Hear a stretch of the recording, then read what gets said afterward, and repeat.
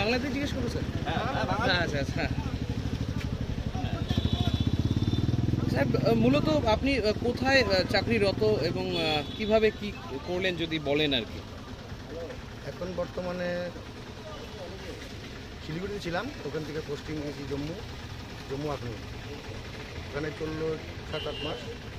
তারপর এরকম অঘটন ঘটলো, এটা নাকি বেলগার ঘটনাটা ট্রেনিং যা শুরু হলো, ওটাতে ওখানে প্রেজেন্ট ছিলাম। তখন ওই সময় যখন যুদ্ধ আপনি ওখানে? হ্যাঁ, ওখানে প্রেজেন্ট, মানে তো জবাব তো দিয়েছি ওখানে। ওরা যা করেছে তার পরিপ্রেক্ষিতে জবাব দেওয়া হয়েছে। স্যার, বোমবাড়ি, গুলিবাড়ি সব।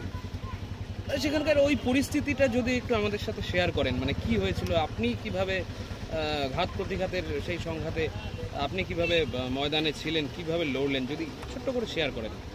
যখন উপর থেকে অর্ডার চলে আসে যে এখন একটা পরিস্থিতি দাঁড়াবে, আমাদের উপরে মেসেজ চলে আসে, তখন আমাদেরকে সমস্ত জায়গার মতো পজিশন নিয়ে ব্যাংকারে সিলেক্ট করে দেওয়া হয়। 3-4 করে দিয়ে হয়, সাথে 2-3 দিনের খাদ্য খাওয়া, জল, পানি সব দেওয়া হয়। তারপর তো শুরু হয়ে যায়, 2-3 দিন আমাদের হয়ে থাকতে হয়। স্যার, মানে ওই সিনটা কি দেখেছিলেন, মানে যদি একটু আমাদের সাথে শেয়ার করেন, যে এই যে এত প্রশ্ন উঠে আসে যে ধর্ম জিজ্ঞেস করে করে হত্যা করা বা নৃশংসতার এই চিত্র ফুটে উঠলো, আদতেও মানে কি ব্যাপারটা হয়েছিল যদি একটু এখন আদতেও তো অ্যাকচুয়ালি যে আতঙ্কবাদীরা, ওদের কোনো ধর্ম থাকে না, ওরা যাদের টার্গেট নিয়ে আসে তাদেরকে মারে। কিন্তু ওরা যে টার্গেটটা করে এসছে সেই টার্গেটটা ঠিক আমাদের জানা নেই কী ধরনের টার্গেট ছিল।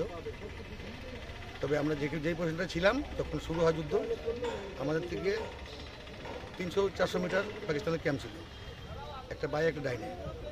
নাম বলতে হবে কি? হ্যাঁ, তো তারপরে কি হলো স্যার? তারপরে বাইস ওখান থেকে শুরু হয়ে গেল, আমাদেরকে অ্যালার্ট করে দিল, এখন কিন্তু যেখানে মোড় থেকে কিন্তু ফায়ার হতে পারে। বলতে শুরু হয়ে গেছে, এদিকে ক্যাম্পে ফায়ার, এদিকে আমাদের বাংকারের ফায়ার, পুরো বর্ডার সুরক্ষা, বর্ডার থেকে 4 তরফ থেকে ওদেরকে মানে কভারিং ফায়ার দেওয়া হয়।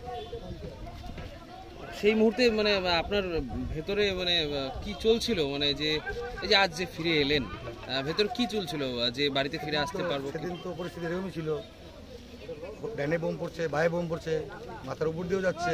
যদিও আমরা বাংকারে ছিলাম, তবুও ডাইনে বাইছে যাচ্ছে আসছে দেখতে পাচ্ছি, ফায়ারিংও চলছে। তো ওই হিসাবেই বাকি তো উপরালার ইচ্ছা। মানে যে এক কথায় বলে রাখে হরি মারেকে, আজ যুদ্ধের ময়দান থেকে আলিপুরদুয়ারে ফিরে আসে। যে পরিস্থিতি ছিল, মানে চিন্তা করা যায় না যে আসবো কিনা ফিরে।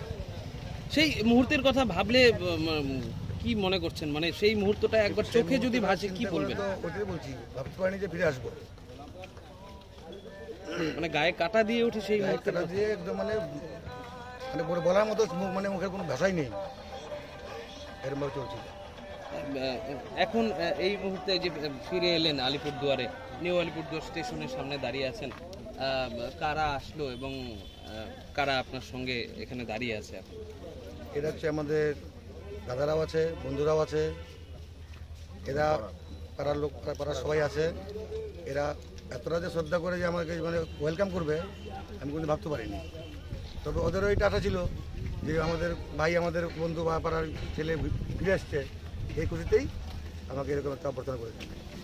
স্যার, একটা ছোট বিষয় জানতে চাই, যদিও এটা সম্ভব কিনা, যে আলিপুরদুয়ারের বুকে দাঁড়িয়ে কোনো আওয়াজ বা গর্জন কি আপনি দিতে চান, যে কোনো একতরফা মানে যেটা বলতে চান যে সাবধান হয়ে যাওয়ার জন্য সেই সমস্ত মানুষদের কি বার্তা দিতে চাইবেন আলিপুরদুয়ারের বুকে দাঁড়িয়ে এখন?